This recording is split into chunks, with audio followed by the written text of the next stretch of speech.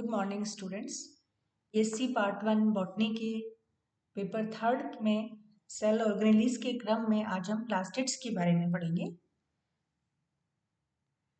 Plastids जो है वो मात्र पादप कोशिका के कोशिका द्रव्य में पाई जाने वाली विशिष्ट संरचनाएं हैं।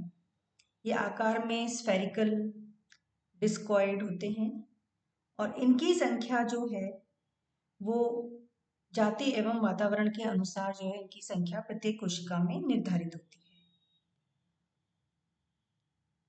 प्रत्येक लवक एक झिल्ली जैसे आवरण से घिरा रहता है। लवक के अंदर प्लाज्मा पाया जाता है जिसमें अल्प मात्रा में केंद्रक की तरह का न्यूक्लिक अम्ल पाया जाता है। ये जीवित संरचनाएं हैं और विभाजन कर संख्या में वृद्धि करती है। और प्लास्टिड की जो उत्पत्ति है वो प्री एग्जिस्टिंग स्ट्रक्चर्स से होती है जिनको हम प्रोप्लास्टिड कहते हैं। इसको हम डिटेल में आगे इस लेक्चर में देखेंगे। और लवकों का वर्गीकरण जो है वो इनमें उपस्थित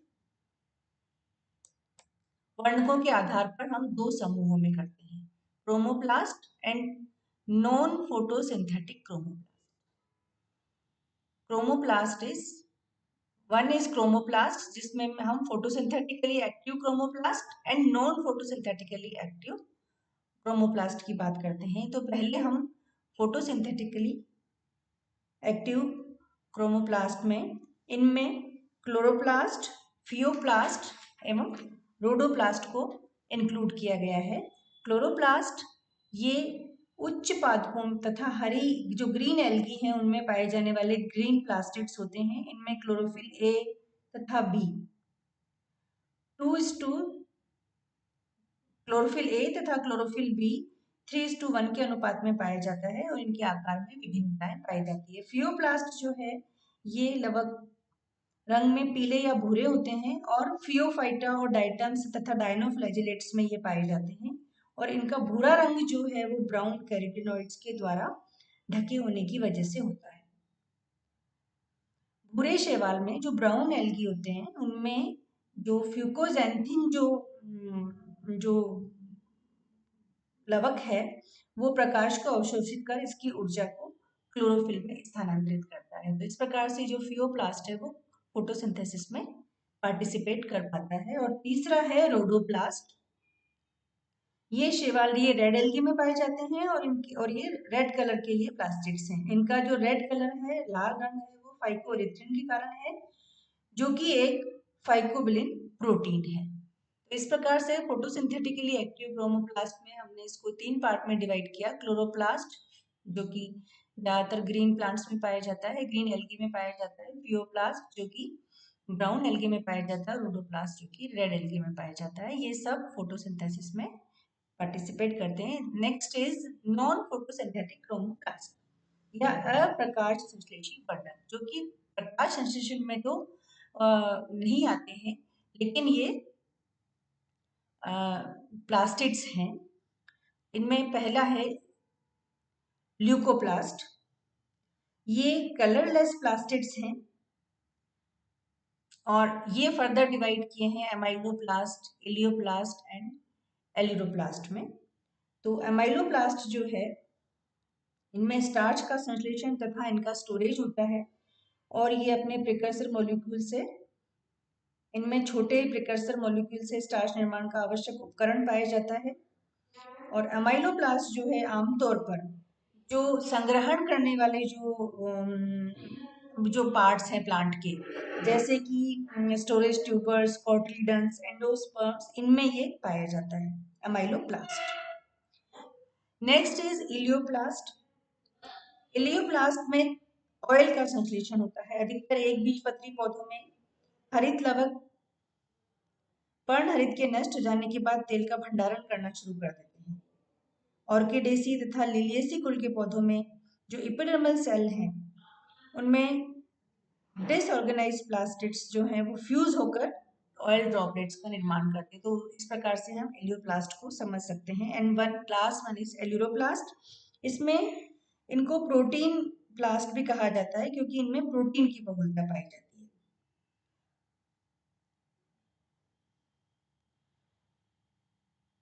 हेलिबोरस पौधों की जो एपिडर्मल सेल्स हैं तथा जो रेसिनस और ब्राजील नट के जो बीज हैं उनमें प्रोटीन के क्रिस्टल्स तथा कण पाए जाते हैं।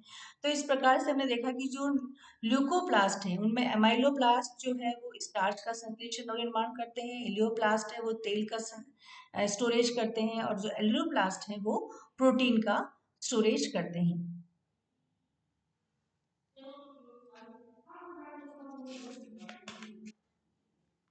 अब हम आते हैं क्लोरोप्लास्ट पे, क्योंकि हमारा जो मेन जो हमारा जो एम्फेसिस है वो क्लोरोप्लास्ट पे है। तो जीव जगत में जीवों के लिए ऊर्जा का उपयोगी स्वरूप या खाद्य पदार्थों का होना पूर्ण रूप से पौधों में पाए जाने वाले तत्वों या क्लोरोप्लास्ट और उनकी प्रकाश संश्लेषण की क्रिया पर ही निर्भर है। इस प्रकार से हम कह सकते हैं कि क्लोरोप्लास्ट के बिना पौधों का अस्तित्व संभव नहीं होगा और जंतुओं के लिए पौधों का होना अपरिहार्य है। तो क्लोरोप्लास्ट की जो आवश्यकता है इस अर्थ पर और जीव जगत के लिए उसको हम इन सेंटेंसेस से समझ सकते हैं। डिस्ट्रीब्यूशन, सेल में क्लोरोप्लास्ट का जो डिस्ट्रीब्यूशन है वो बहुधा केंद्रक के चारों ओर या सेल वॉल के समीप पाए जाते हैं। कुछ कोशिकाओं में ये कोशिका द्रव्य में समान रूप से वितरित भी रहते हैं। हमने पहले बताया था कि इनका जो डिस्ट्रीब्यूशन है वो परिस्थितियों पर भी निर्भर करता है। विभिन्न प्रकार की कोशिकाओं में इनका विन्यास विशिष्ट होता है। कोशिका का जो कार्य है उसके हिसाब से भी इनका डिस्ट्रीब्यूशन जो है वो प्रभावित होता है। Next comes to shape, size and number. पौधों की विभिन्न जातियों में क्लोरोप्लास्ट की आकार, परिमाण तथा संख्या में विविधता पाई जाती है। उच्च श्रेणी के पादपों में ये स्फीरोइड, ओवोइड या डिस्कोइड हो सकते हैं। यहाँ हम शेप की बात कर रहे हैं। और उच्च पादपों में बहुधा हरित लवक जो है वो थैलाकार होते हैं, सैक लाइक होते हैं, जिनका केंद्र रंगहीन होता है। शैवालों में हरित लवक जो है वो सॉसर शेप्ड, जालिकावत फीते के आकार का या रिबन शेप्ड या स्पाइरल या ताराकार हो सकता है। This is about the shape of the chloroplast. और जो क्लोरोप्लास्ट है उसका जो साइज है, उसका जो परिमाण है वो अलग अलग जाति में भिन्न होता है, परंतु एक प्रजाति में इसकी संख्या उत्तक की कोशिका के समान होती है।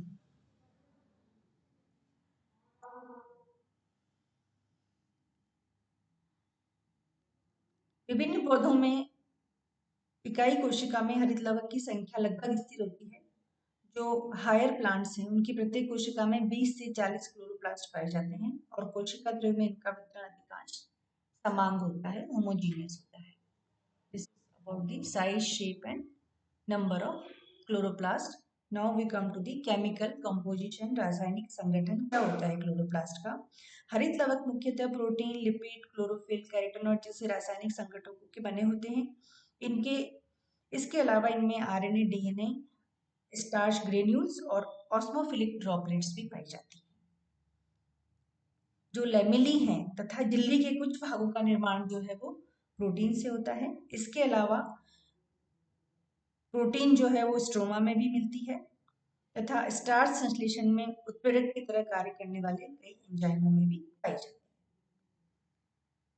हरित लवक में पाए जाने वाले लिपिड मुख्य रूप से फॉस्फोलिपिड, फैट्स, स्टिरोल और वैक्सेस हैं, मोम है। इनकी जो लैमेली तथा लवक की इनसे लैमेली तथा लवक की भित्ति का निर्माण होता है। फॉस्फोलिपिड्स, स्टिरोल्स, फैट्स और वैक्सेस मिलके लैमेली और क्लोरोप्लास्ट की भित्ति का निर्माण करते हैं। हरित लवकों में कार्बोहाइड्रेट जो है वो अपेक्षाकृत कम होता है। ये स्टार्च एवं शर्करा के जो स्टार्च एवं शुगर फॉस्फेट्स के रूप में पाए जाते हैं। हरित लवकों का जो मुख्य अवयव हरा वर्णक या क्लोरोफिल है। क्लोरोफिल का अणु एसिमेट्रिक होता है, असममित होता है, जिसमें एक मैग्नीशियम अणु एक जल स्नेही शीर्ष या हाइड्रोफिलिक हेड तथा 4 पायरोल न्यूक्लियाई से घिरा रहता है। कैरोटीन तथा जेंटोफिल दोनों ही विटामिन ए से संबंधित कैरोटीनॉइड हैं। कैरोटीन में असंतृप्त हाइड्रोकार्बन की हाइड्रोफोबिक एक छोटी श्रृंखला होती है, जबकि ज़ेंथोफिल में बहुत से हाइड्रोक्सिल समूह होते हैं। हरित लवकों में कुछ साइटोक्रोम, विटामिन के, विटामिन ई, फाइटोफेरेटिन तथा धातुओं के जैसे कुछ अणु जैसे लोहा, तांबा, मैग्नीज, जिंक आदि पाए जाते हैं। और इसके अलावा इनमें कुछ क्लोरोप्लास्ट एंजाइम्स भी पाए जाते हैं। तो ये हो गया क्लोरोप्लास्ट का chemical composition. Now we come to the ultra structure of chloroplast. Electron सूक्ष्मदर्शी से देखने के बाद हम ये कह सकते हैं ये अल्ट्रा स्ट्रक्चर क्लोरोप्लास्ट का है। ये भी एक दो इमेजेस हमने यहाँ पे रखी हैं ultra structure of chloroplast. Electron सूक्ष्मदर्शी से देखने पर हम देख सकते हैं कि जो क्लोरोप्लास्ट है वो चिकनी और दोहरी तथा समतल समतल झिल्ली से कवर्ड एक कोशिकांग है। ये इसको खोल के हमने देखा है तो ये डबल वॉल्ड जो मेम्ब्रेन है उससे कवर्ड एक स्ट्रक्चर है।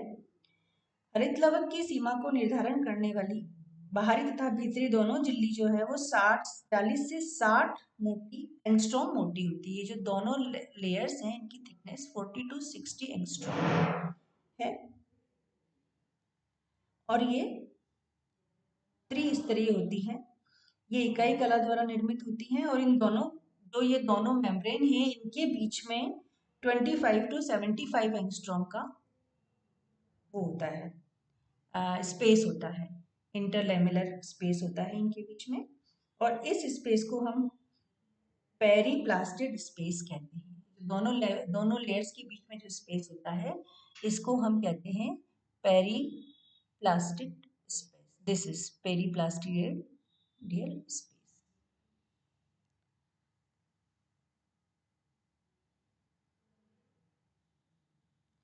हरित लवक के जो इनर कंटेंट्स हैं वो हेट्रोजीनियस होते हैं।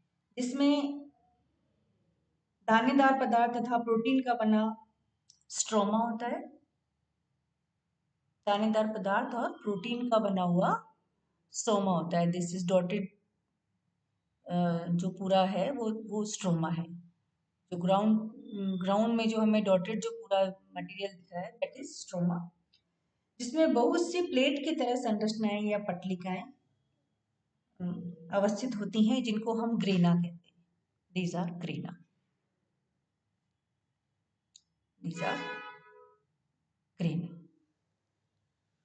अब हम इनको थोड़ा सा डिटेल में देखेंगे।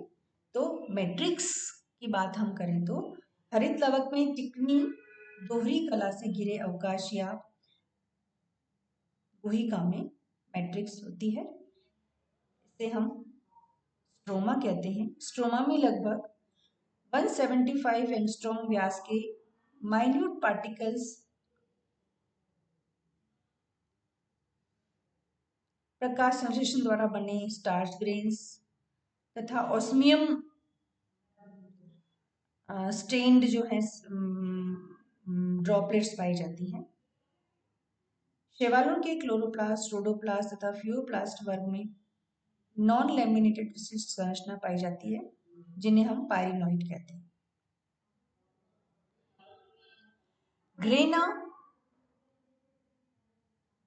ग्रेना में पीठिका में बहुत सी दोहरी कला से आबद्ध पट्टिकाएं या लैमिनी प्लास्टिड के एक सेल से दूसरे तक फैली रहती है। These all are grana. इन पट्टिकाओं में क्लोरोफिल पाया जाता है। कई लवकों में पट्टिकाएं बहुत सी एक जगह इकट्ठी होकर 40 से 50 मोटी प्लेट जैसी डिस्क लाइक संरचना बनाती है, जिसे हम ग्रेना कहते हैं। इसकी हम बात कर रहे हैं, दिस इज ग्रेना। बहुत सारी प्लेट लाइक स्ट्रक्चर जो है के ऊपर एक स्टैकिंग होगी और इस तरह से हम ग्रेना कहते हैं। ग्रेना आपस में इंटरग्रेना लैमेली से जुड़े रहते हैं। This is intergrana lamellae.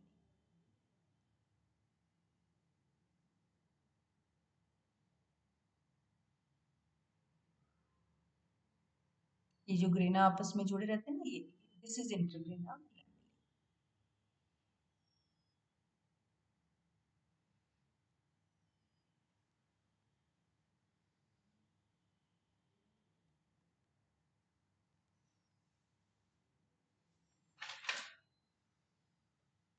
So we can understand this.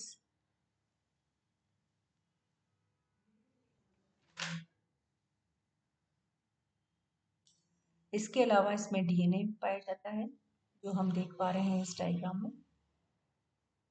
So this is all about the ultrastructure of chloroplast.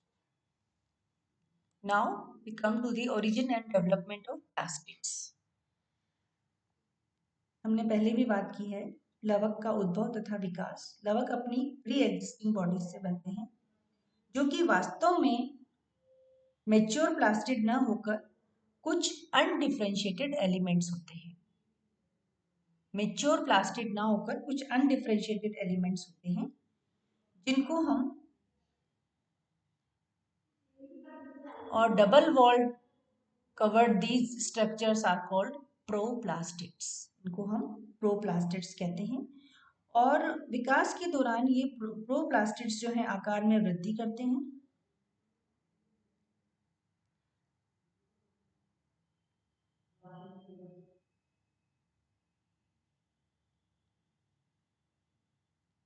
तथा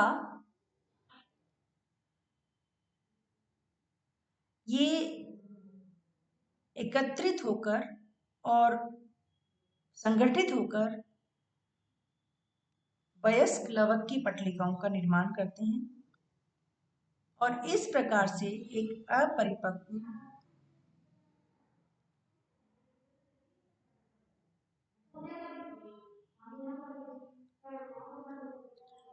इसमें हम लोग इसको एक बार रिपीट करेंगे थोड़ा सा कि किस प्रकार से origin and development of plastids होता है. तो हमने कहा कि लवक अपनी जो प्री एग्जिस्टिंग बॉडीज से बनते हैं, जो कि वास्तव में मेच्योर प्लास्टिड न होकर कोशिका की कुछ अविभेदित या अनडिफरेंशिएटेड एलिमेंट्स होते हैं. और इन दोहरी झिल्ली से आबद्ध अविभेदित संरचनाओं को हम क्या कहते हैं? प्रोप्लास्टिड्स कहते हैं. और विकास के दौरान ये प्रोप्लास्टिड्स आकार में वृद्धि करते हैं तथा इनका जो इनर मेम्ब्रेन सिस्टम है, ये कई स्थानों पर इनवेजिनेट होकर छोटी छोटी, this is invagination of the inner membrane, जो कि इन्वेजिनेट होकर छोटी छोटी वेसिकल्स लाइक स्ट्रक्चर्स बनाता है. और ये जो वेसिकल्स हैं, ये फिर इससे मेम्ब्रेन से अलग होकर स्वतंत्र इकाइयां बन जाती हैं और फिर जो एक साथ एकत्रित होकर ये लैमेली का निर्माण कर देती है. ठीक है, पहले इन्वेजिनेशंस हुए, ये इन्वेजिनेशंस फिर इस मेम्ब्रेन से अलग हो गए और फिर इन्होंने आपस में एकत्रित होकर मेच्योर होकर लैमेली का निर्माण कर लिया, है ना. इस तरह से जो इमेच्योर लैमेलर प्लास्टिड या ल्यूकोप्लास्ट जो है, ये फिर लाइट की प्रेजेंस में फिर ये क्लोरोप्लास्ट में कन्वर्ट हो जाते हैं. तो इस प्रकार से प्री एग्जिस्टिंग बॉडीज से क्लोरोप्लास्ट का निर्माण होता है. और अब हम आते हैं लास्ट में फंक्शंस ऑफ क्लोरोप्लास्ट. हम सभी जानते हैं कि जो क्लोरोप्लास्ट है वो प्रकाश संश्लेषण में भाग लेते हैं. हम दो चीजें पढ़ेंगे इसमें, functions of chloroplast and autonomy of chloroplast. Chloroplast की हरित लवकों की स्वायत्तता. तो हम पहले फंक्शंस ऑफ क्लोरोप्लास्ट देखते हैं. तो हम सभी जानते हैं कि जो क्लोरोप्लास्ट है वो प्रकाश संश्लेषण में भाग लेते हैं. सौर ऊर्जा को रूपांतरित करके कार्बन डाइऑक्साइड तथा पानी से कार्बोहाइड्रेट का संश्लेषण कर रासायनिक ऊर्जा के रूप में संचित करते हैं. और यही जीव ऊर्जा जो है जीवों की जैविक ऊर्जा का स्रोत है.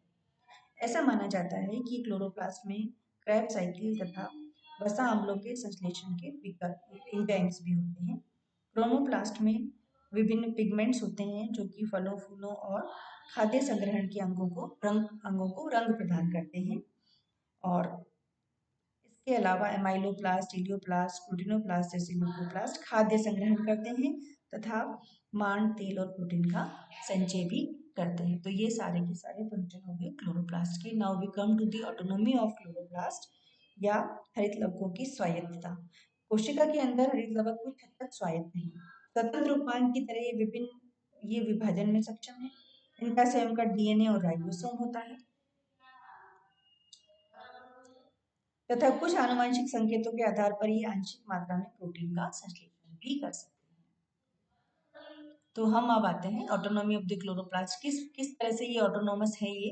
तो हम ये क्लोरोप्लास्ट डिवीजन हरित लवक विखंडन के द्वारा अपनी संख्या में वृद्धि करते हैं और क्रोमोसोम विभाजन भी इनका की तरह इनका भी विभाजन निश्चित क्रम में ही होता है। तो इस प्रकार से ये ऑटोनॉमी है इनमें। Then comes cytoplasmic inheritance. Chloroplast में अतिरिक्त गुणसूत्र एक्स्ट्रा क्रोमोसोमल इनहेरिटेंस पाई जाती है। इनमें जीन का पृथक्करण जो है वो Mendelian according to the Mendelian rules नहीं होता है। अंधेरे में ये कल्चर्ड हरे जो यूग्लिना में छोटे रंगीन क्लोरोप्लास्टिड पाए जाते हैं जिनके केंद्र को पराबैंगनी किरणों की सूक्ष्म किरणों से विकिरित रेडिएट करने के बावजूद इनके कोशिका द्रव में मौजूद क्लोरोप्लास्टिड का हरित लवकों में विकास हो जाता है।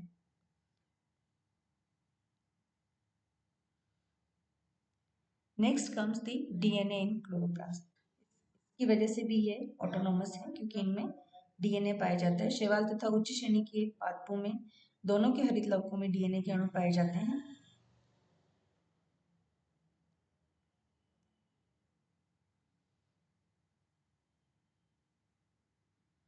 Next comes the ribosomes in chloroplast.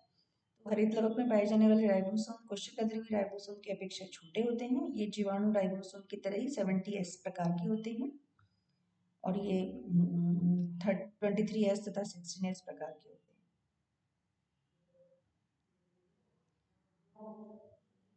Next the protein synthesis.